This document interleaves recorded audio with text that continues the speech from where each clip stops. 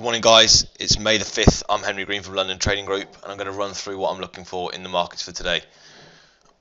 Okay, so Euro again rejected nicely from those highs. It just looks like a continuation bar for me, this one. It's not a holding bar on like a reversal, so I think we do probably push lower again. Again, I'm going to be looking for 1550 as a perfect sell zone.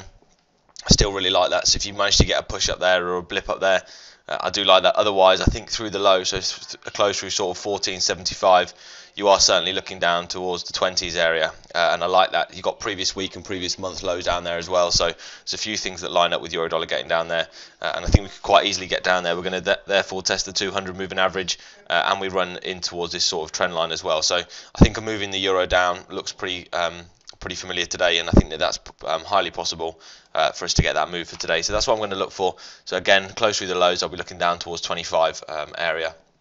Watch out for the monthly and the weekly lows that are around 50, I believe as well.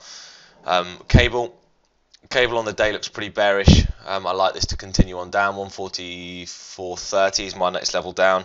So let's see where that takes us to. So again, we've had no pullback at the moment. We've rejected off the 127. So I've got 143.90 as my next level, which I've also got a bit of. I've certainly got a level there. So I'm going to watch it if it gets to there. All the moving averages are just kind of coming over the top at the moment. So I'm just going to look for that first lower high, and then through the lows, I'll be looking to short cable, because this could be a fast move as we've got this breakout, and often it will overrun the D. Once because this is a trend line breaking, as you can see, this is a potential reversal in cable. So that's what I'm going to potentially be looking for in that one. See it trade out to this trend line, and then maybe through there and onto the next one down. It certainly looks like a short. If we manage to get the pullback into this sort of zone, that's certainly a sell zone. 146.30 area, I'll certainly be looking to sell some of cable if it manages to rally up there. Dollar yen. Dollar yen's a tricky one because we have bounced nicely. However, it just hasn't really completed. If you count this as a complete, we're out of the A, B, C, D's out now. So we've taken the A out.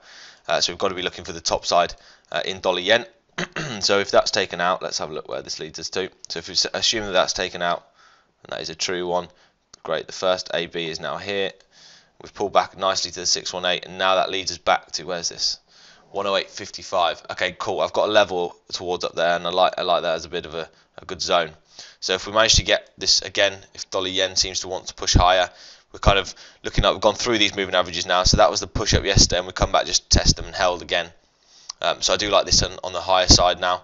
So higher low again through the highs. All of them look pretty similar. Looks like dollar strength is looking like a continuing theme for the time being. I like that as we talked about yesterday as a potential retest.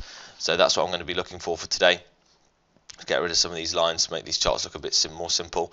You've got to go and test this 200 as well. It likes to respect this one, so I think you at least get the first push out to 107.90. So if you can get in at a good price, potentially look to take some off at 107.90. I've got the 8 on the 8 on the day moving average, which hasn't really respected.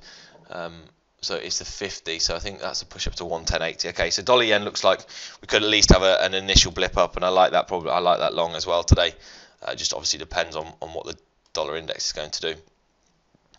Okay, so dollar CAD, let's just check that these fibs are right, because if they're not, if that one is the highest there, now they're both the same, aren't they? So you have to take that one, unfortunately. So that leads you up to basically we've not quite reached the D on an overshoot, so I do expect this to probably go again. And that's what I'll be looking for, dollar CAD. Let's see whether this one can carry on going. Certainly a very bullish day yesterday, and we have gone through the 21. So ideally, I mean, you get a retest. So if you manage to get a retest down towards 27.70, any sort of rejection between 27.70 and the figure, so 28, I like as a buy zone. Where's that? 27.50. Okay, so if the 50 catches up with it, then that could also be a really good one. The MAs are starting to turn. We're coming back to test the. Let's have a look let's have a look at the pivots. Let's see where the pivot is. We're getting down towards the pivot. Okay, the pivot's down at 16.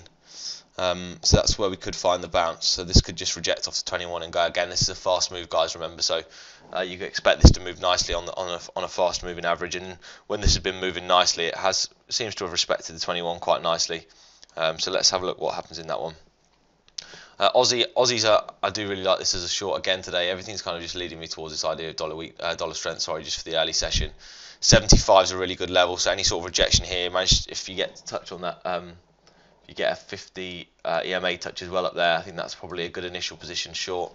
So what's that level? 75.06. Yeah. So I've got a level at 75. Really good level there.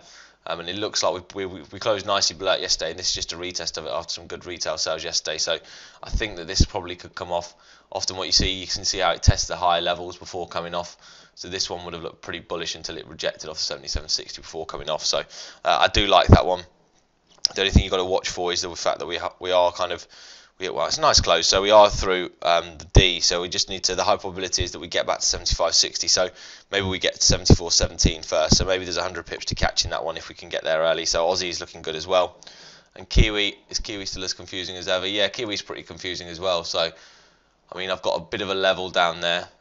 So where's that level? Excuse me, guys. The level is 68.35. So let's see what it looks like on the hour. I mean, this is not giving me very much. I'm not a real massive fan of the Kiwi.